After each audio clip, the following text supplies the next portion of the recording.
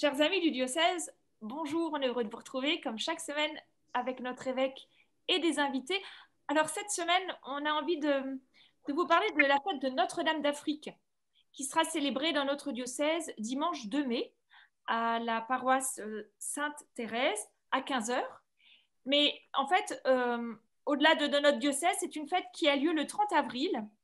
Et avant de mieux découvrir quelle est cette fête, Monseigneur, vous êtes régulièrement tous les ans, vous célébrez la messe de Notre-Dame d'Afrique avec la communauté africaine de la Sarthe. Cette fête de Notre-Dame d'Afrique, elle est fêtée dans tous les diocèses ou dans le monde entier? Comment est-ce que... Je ne suis pas sûr qu'elle soit fêtée dans tous les diocèses. Seulement, il y a une communauté chrétienne d'origine de différents pays d'Afrique dans le diocèse. Et donc, cette tradition, cette bonne tradition, s'est instaurée. Et donc, c'est une joie pour moi, donc d'abord de célébrer la Vierge Marie, une manière de confier ce continent à l'intercession de la Vierge Marie, mais aussi, pour moi, c'est une manière de rendre grâce à Dieu pour port de nos frères d'origine africaine pour la vie chrétienne dans notre diocèse. On sait, on a besoin les uns des autres. On reçoit toujours l'évangile d'ailleurs, on a une tendance à oublier. Et l'Église universelle se reçoit les uns des autres et souvent nos frères venant d'Afrique ont dû venir en France ou en Sarthe pour des raisons parfois d'obligation de migration, parfois dans des circonstances difficiles et douloureuses, compliquées. Je sais bien que certains disent bah oui, mais au fond, pourquoi ils ne sont pas restés dans leur pays? Peut-être, mais ceci étant dit, si nous devions, pour X raisons économiques, politiques ou devoir quitter pour aller ailleurs, je serais bien content d'avoir des frères pour m'accueillir. Ceci étant dit, je pense que la providence de Dieu fait que nous avons quelque chose à recevoir les uns des autres et il y a quelque chose de la grâce particulière. Alors, il faudrait s'étendre sur chaque pays parce que chaque pays d'Afrique a sa culture, a sa richesse propre aussi. Pour moi, célébrer Notre-Dame d'Afrique, c'est donner droit à cela, se réjouir du don de Dieu qui est fait par des formes de célébrer la foi propre à chaque culture. Et je considère que c'est un bien et un don. J'espère que nous sommes un don pour nos frères et sœurs, en tout cas, ils le sont pour nous. Voilà pour quelles raisons moi-même je suis attaché à cette fête de Notre-Dame d'Afrique. Merci, Monseigneur. Voilà. Augustin, merci d'être avec nous. Vous êtes professeur de mathématiques et de chimie dans le sud de la Sarthe, à Château-du-Loir. Vous êtes vous-même kabyle et vous êtes né à une 50aine de kilomètres de Notre-Dame d'Afrique, qui est un sanctuaire à Alger. Alors, la fête de Notre-Dame d'Afrique, est-ce que vous-même, vous l'avez vécue quand vous étiez enfant? Bonjour, enseigneur. Bonjour à tous et merci pour ce temps de parole que vous m'accordez.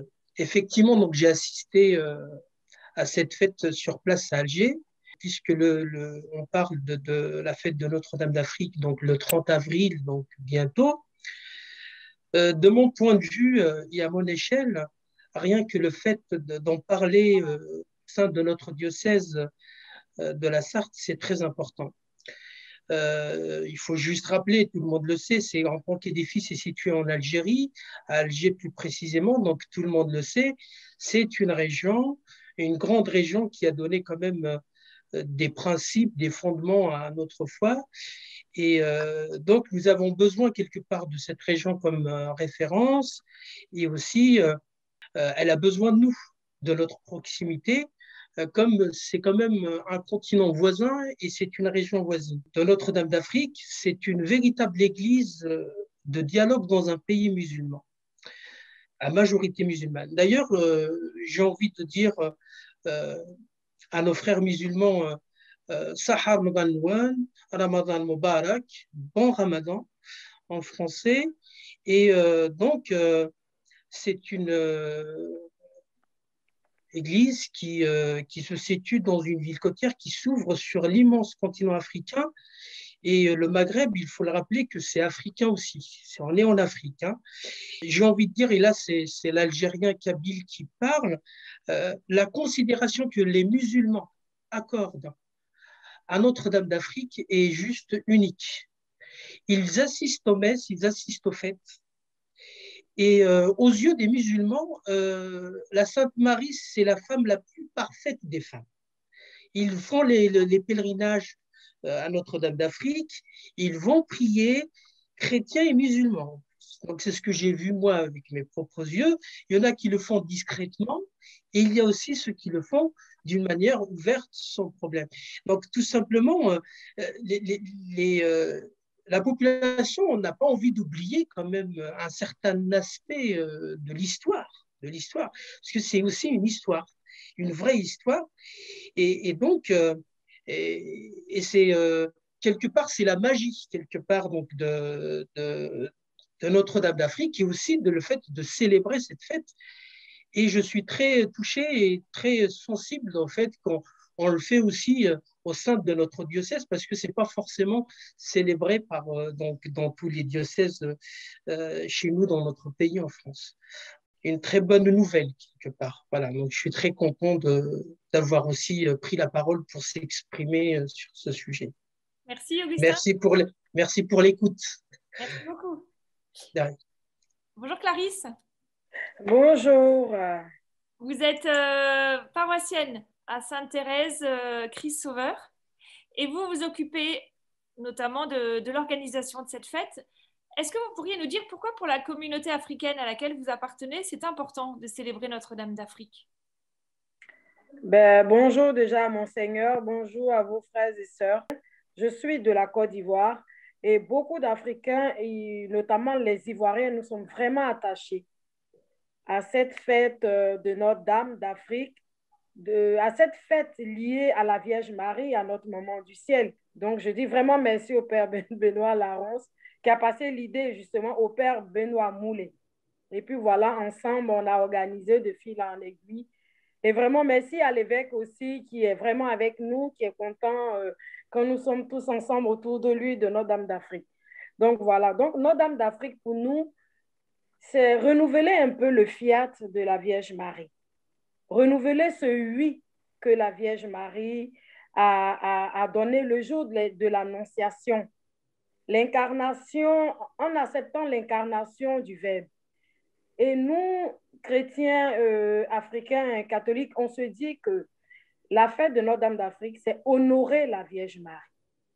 C'est honorer la Vierge Marie parce que nos pas dans l'église déjà tout petit, c'est d'apprendre à faire le chapelet. Généralement, on nous apprend à faire le chapelet en Afrique quand on commence à aller déjà à l'église, quand on commence à faire la catéchèse. Déjà tout petit, on est déjà ancré dans cette façon de prier la Vierge. Et je pense qu'en arrivant ici, dès l'instant où on entend qu'il y a la fête de Notre-Dame d'Afrique, on veut vraiment tout bien organiser pour que tout soit parfait. C'est surtout ça pour moi, renouveler mon engagement dans l'Église, faire un peu un petit bilan de ma foi chrétienne dans l'ensemble et de mon engagement dans l'Église parce que je me dis, la Vierge a pu dire oui sans toutefois poser des questions. Pourquoi pas moi? Pourquoi ne pas m'engager à la suite de cette belle dame qui a dit oui? Donc, quelque part, Notre-Dame d'Afrique, on aime bien danser. Donc, chaque année, on attend vraiment ce moment-là avec impatience autour de notre cher évêque pour vraiment magnifier la mère, quoi, comme on dit chez nous, la mère du ciel, notre maman Marie. Venez, venez, venez, venez, on va danser, on va chanter la Vierge. Merci. Merci, merci. Vous restez avec nous, hein? Vous partez pas. Je suis là. Bonjour Marcel, vous travaillez depuis 2 ans maintenant à la pastorale des migrants du diocèse du Mans. Et vous êtes originaire du Cameroun. Voilà, j'avais envie de vous demander, vous qui êtes depuis maintenant 8 ans en France, qu'est-ce que selon vous les chrétiens d'Afrique pourraient apporter aux chrétiens d'Europe? Alors, bonjour à tous. Alors, pour moi, je dirais tout de suite, depuis mes 8 années passées sur le territoire français, j'ai passé d'abord mon temps à observer, point par point, minute après minute, pour essayer de voir, déjà noter, pouvoir noter la différence qu'il y a entre nos célébrations à nous, à l'africaine, et les célébrations, je dirais, à l'européenne. Et de cela, donc, moi, pour répondre à cette question, moi, je m'appuierai sur deux points que je juge essentiels. Alors, depuis que nous avons commencé à célébrer Notre-Dame d'Afrique, et bien d'autres, hein, d'ailleurs, il n'y a pas que Notre-Dame d'Afrique, alors j'ai noté le premier point. Le premier point, c'est le côté joyeux, le caractère joyeux des célébrations à l'africaine.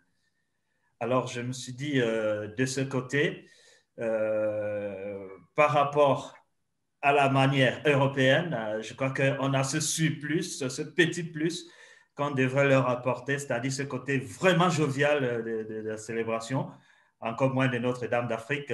Pour ceux qui ont déjà eu le temps d'y aller, c'est très, très enlevé, c'est vivant, c'est de la danse, comme disait Clarisse tout à l'heure. Donc, il y a ce côté que les chrétiens africains pourraient encore mûrir aux côtés pour ce qui concerne la célébration à l'européenne, qui déjà est très bien, il faut le souligner, ben, sauf que vous voyez, il y a toujours une différence, ça c'est sûr, de par la culture.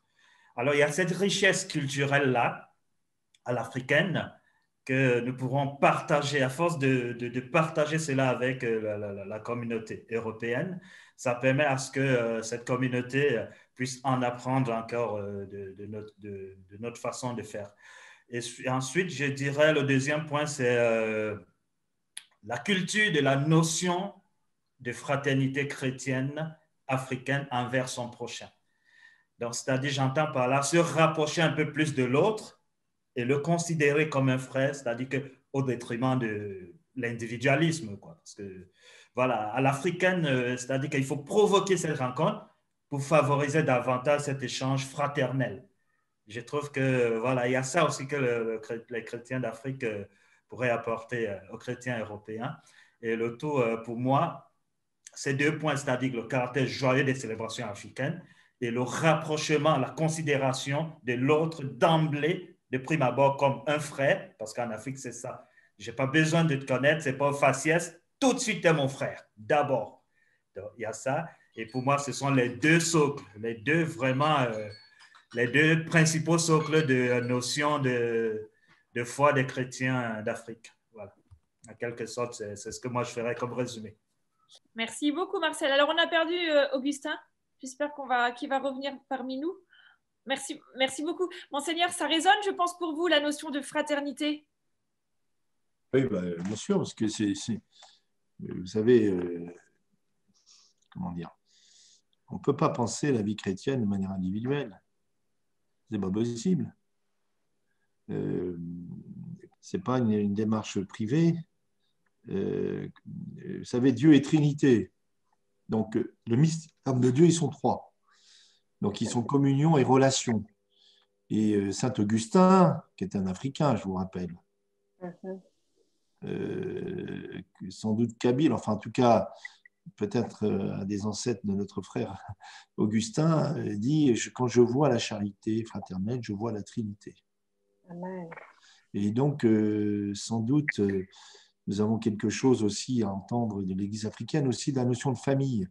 Les évêques africains ont beaucoup développé l'idée de l'Église comme famille, donc frères et sœurs. Et là, nous avons sans doute du progrès à faire. D'autre part, je ne peux pas ne pas penser à la dernière lettre du pape François, tous frères, fratelli tutti. C'est une invitation d'abord nous-mêmes à nous accueillir comme frères et sœurs, quelles que soient nos origines, quelles que soient nos cultures, mais c'est aussi une invitation à l'humanité tout entière. C'est le seul chemin pour l'avenir, où nous ferons la guerre, où la violence et nous serons fratricides ou nous grandirons dans ce chemin. Il n'y a pas d'autre issue. C'est fait frère de chacun d'entre nous. Donc là, je pense qu'il y a ça derrière la fête de Notre-Dame d'Afrique. Et puis tout simplement, moi, je voudrais inviter simplement à ce que nous prions pour ce grand continent, ces peuples, avec leur richesse. Certains pensent que, et sans doute c'est vrai pour une part, que l'avenir de l'Église est en Afrique, mais c'est aussi des continents très, très, très fragilisés, vous le savez bien, beaucoup de guerres, mais comme nos continents européens, comme le continent européen. Et donc, nous confions les peuples d'Afrique à la Vierge Marie, à l'intercession de la Vierge Marie. Je pense à Notre-Dame de Kibeho, au Rwanda. Et puis, c'est vrai, Notre-Dame d'Afrique, vous savez, elle est, donc, la basilique est en Algérie, mais elle est ouverte sur tout le continent qui est devant elle, qui est tout le reste de l'Afrique. Moi, je ne peux qu'inviter les Gaulois, si je puis dire, que je suis, que nous sommes, à prendre les moyens d'écouter ce que Dieu veut nous dire à travers nos frères et sœurs aussi, qui viennent d'ailleurs et qui viennent d'Afrique en l'occurrence. Recevons-nous les uns les autres comme des dons donnés par Dieu, des dons réciproques les uns aux autres. C'est ce que j'attends et ce que je veux vivre en célébrant Vierge Marie au mois de mai prochain. Merci beaucoup, Monseigneur. Merci, Marcel. Merci, Clarisse. Et merci, Augustin, de votre présence. Monseigneur, on vous dit à la semaine prochaine et puis on espère pouvoir être présent à la messe du 2 mai. Et si on n'est pas physiquement là, on vous sera bien unis par la prière. Oui, pendant que j'y pense, lisez la vie de Sainte Bakita. Pour ceux qui ne connaissent pas, Sainte Bakita. D'accord, Sainte Bakita, d'accord. Vous verrez, c'est une petite Éthiopienne, esclave, qui a été emportée par la méchanceté des hommes, qui terminera sa vie en Italie, qui deviendra religieuse, qui a été béatifiée par Benoît XVI, si j'ai bonne mémoire, mais qui est une figure remarquable et qui a beaucoup de choses à nous dire dans les temps actuels. Merci. Merci, merci. À bientôt. Merci à vous. Oui.